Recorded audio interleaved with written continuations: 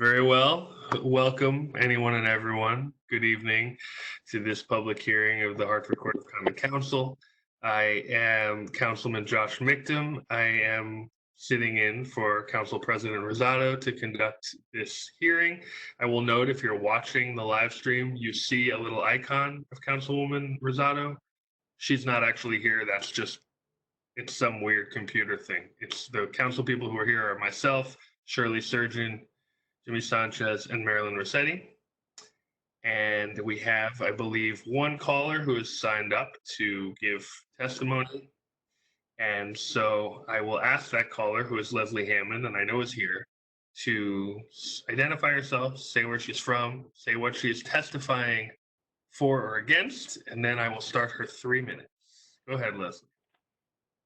Hi, Leslie Hammond, One Linden Place. So I'm testifying in favor of the ordinance revision regarding Office of Human Relations. I think that's what it's called. It's Very good. amending Chapter 2, Section 102 of the Municipal Code. Okay, so it's the first one. So I love the idea of it. I definitely feel like we need a lot of clarity. We constantly, at least I do, hear grumbling from people. I think I just heard it the other day about Public Works, like Walter brought all his people from Bristol or some comment like that. So I think it would be great to have a lot more clarity on what city employees work for the city. And development services, I feel like every time a deal comes up, we're always talking about, especially when they get tax abatements, we're always saying hire city people.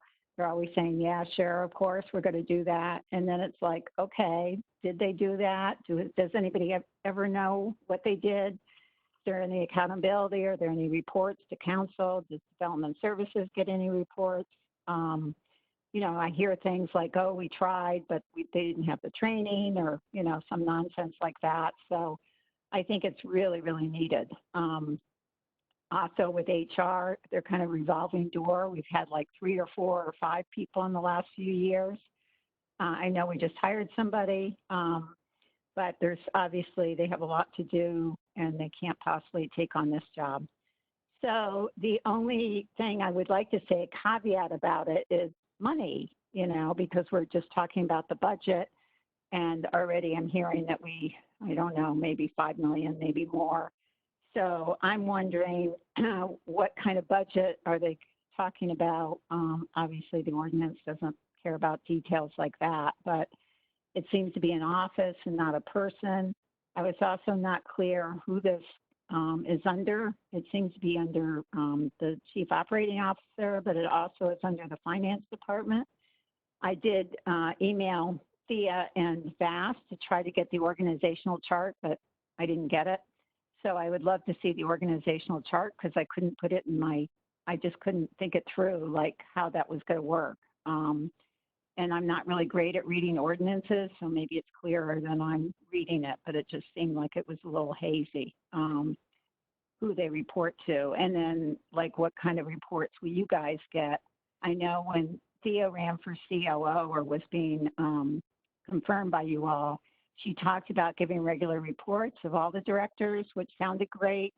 But again, it's accountability systems. That's always been our challenge, I think, as a city, is to actually have systems that work. And if you guys are new to council, you need to know what those systems are and what to expect and all that. And then just lastly, again, I'm not great at reading ordinances, but I saw in the last part of it, it says, A, prior to January 1st, 2018, the mayor may assign an acting director. So that was very confusing, given that we're in 2020. So maybe that was a typo, or maybe that was from another ordinance, or I'm not sure what that meant. But I think, if you guys are voting on something and passing something, it would probably be good to have, the language correct. That is time, Leslie. Huh? That's time. I'm giving you your Okay, time. good. Your time limit. All right, I got it all in. Great. Very good. Okay, thank you. Thank you much. Thanks for listening. We only had one listed caller, but just on the very off chance that there's someone else, we've had some technical struggles If anyone else is floating around out there, speak now or hold your peace until the next public hearing. This is your moment. Going once, going twice. I turn to my fellow council members. Would anyone like to address the city while we have a moment? No, nope, I'm good. Everyone's good? Yes. I would just say oh, I'm sorry, Councilman Sanchez. Yes, I just want to make sure that, or just share with everyone that, obviously Wednesday is a special day. It's the first time we're actually going to have that soft opening for the city. Is very concerning, as well as, I'm looking forward to it. I'm sure many people are looking forward to it, but it's very concerning, and we need to make sure that our community understand that we need to still practice the social distancing, wearing the mask, wearing gloves, and what have you. It's important that we do restart our economy, but not at the expense of our health. But at the same token, we need to continue practicing this, and we need to make sure that everyone understands this throughout the entire city.